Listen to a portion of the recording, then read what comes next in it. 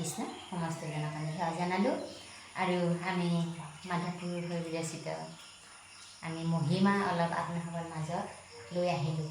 নামৰ মহিমা বুলি কৈছে।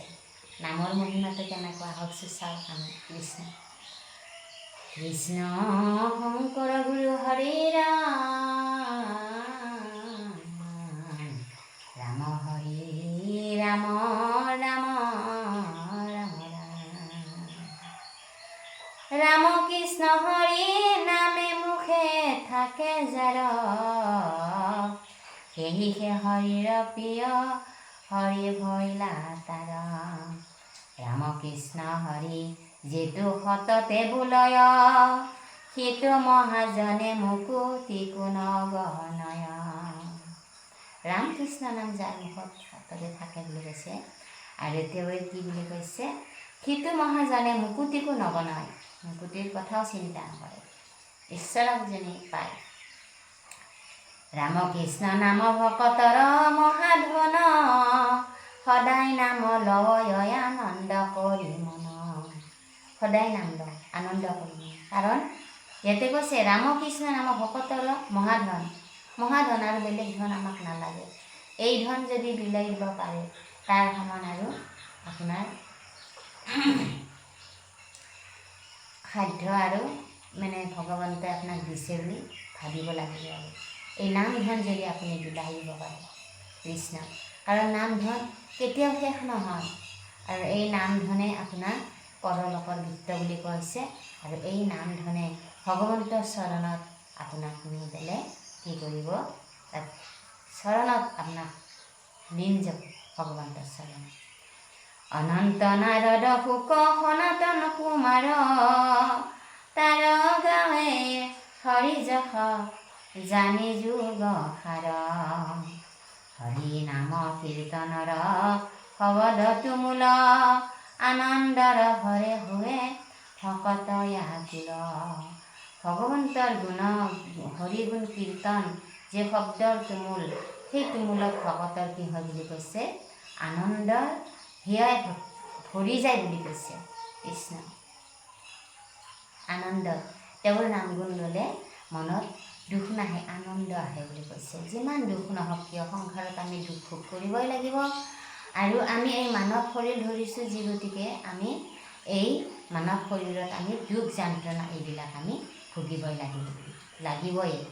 আৰু সেই দুখ যন্ত্ৰণাৰ যি ভোগ, সেই ভোগ পৰিত্ৰাণ পোৱাৰ কাৰণে আমি যদি ভগৱন্তৰ গুণানুকীৰ্তনখিনি আমি কৰি থাকিব পাৰোঁ, তাৰপৰ আৰু মহা ঔষধ আমাৰ আৰু একো নাই বুলি কৈছে।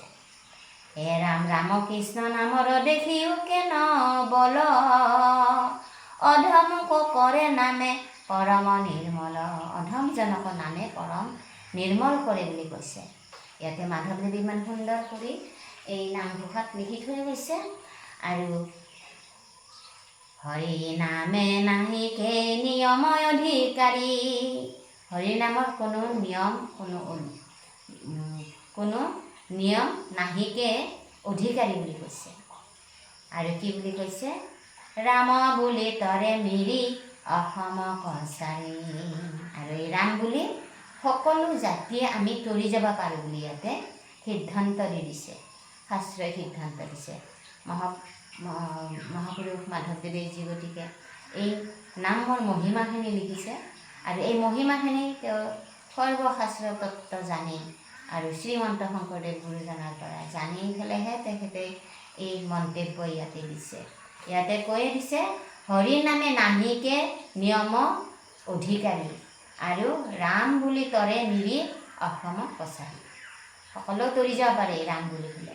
ইয়াতে ইমান ধুনীয়াকৈ সিদ্ধান্ত দিছে। ৰাম কৃষ্ণ নাম সম নাহিকে বান্ধৱ, ৰাম কৃষ্ণ নামে মিলে পৰম উৎসৱ। আৰু ৰামকৃষ্ণ নামৰ পৰম উৎসৱ মিলে বুলি কৈছে। এ ৰাম হৰি ৰাম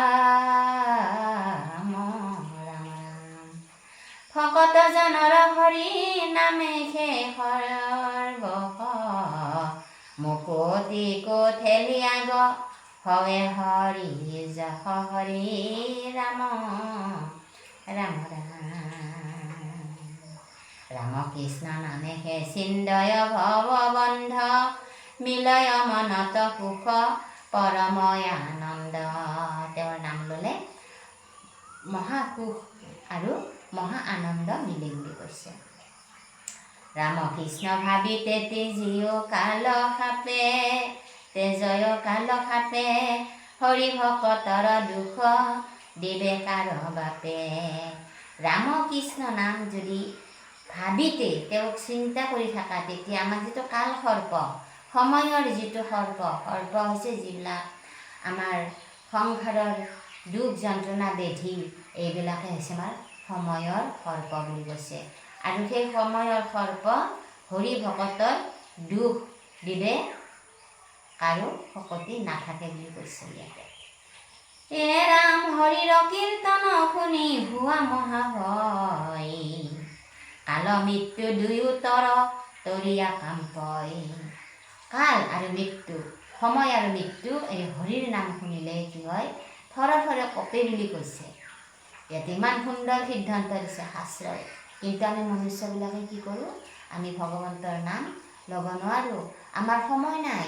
এতিয়া আমি এই ভগৱন্তৰ এই নাম গুণবিলাক যে আমি শাস্ত্ৰৰ পৰা আমি যিবিলাক আমি আপোনাসৱৰ মাজত দি আছোঁ, কিন্তু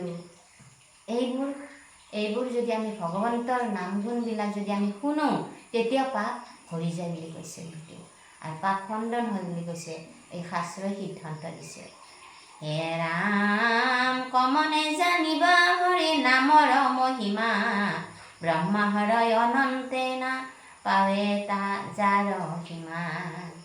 এতিয়া কৈছে কমনে জানিবা হৰি নামৰ মহিমা। কিমান জানিবা হৰি নামৰ মহিমা? ব্ৰহ্মা হৰ অনন্তে নাপন্ত যাৰ সীমা। ব্ৰহ্মাহৰ আদি কৰি দেৱতাবিলাকৰ কিন্তু ইয়াৰে অনন্ত নাপায় বুলি কৈছে, অন্ত নাপায় আৰু তাৰ সীমা বিচাৰি নাপায়। ভগৱন্তৰ নামৰ সীমা নাই। যেনেকুৱাকৈ সাগৰৰ পাৰ নাপায়, তেনেকুৱাকৈ ভগৱন্তৰ গুণানুকীৰ্তনৰ সাৰ নাই। সাৰ বিচাৰি নাপায়। ভগৱন্তৰ গুণানুকীৰ্তনৰ যি সাৰ, ইমান মহান তত্ত্ব ভগৱন্তৰ গুণানুকীৰ্তন। তেওঁৰ এই নাম গুণ যদি আমি লৈ থাকিব পাৰোঁ, তেতিয়া মন আনন্দত ভৰি পৰে বুলি কোৱা হৈছে। হে ৰাম হৰি গুণ নাম যশ ভকতি উত্তম যাৰ ধ্বনি শুনে কাম পয় কলিৰ কালৰ যম। এই কলিৰ কালৰ যম ভগৱন্তৰ গুণানুকীৰ্তন যদি শুনা পায়, তেতিয়া সেই কাম্পে বুলি কৈছে, কপে বুলি কৈছে, কঁপি উঠে বুলি কৈছে কলিৰ কালৰ যমে। কৃষ্ণ সেইখিনিতে আপোনাসৱৰ মাজত আমি ভগৱন্তৰ গুণানুকীৰ্তনখিনি লৈ আহিলোঁ। ক'ৰবাত ভুল ভ্ৰান্তি হ'লে আমাক ক্ষমা কৰিব।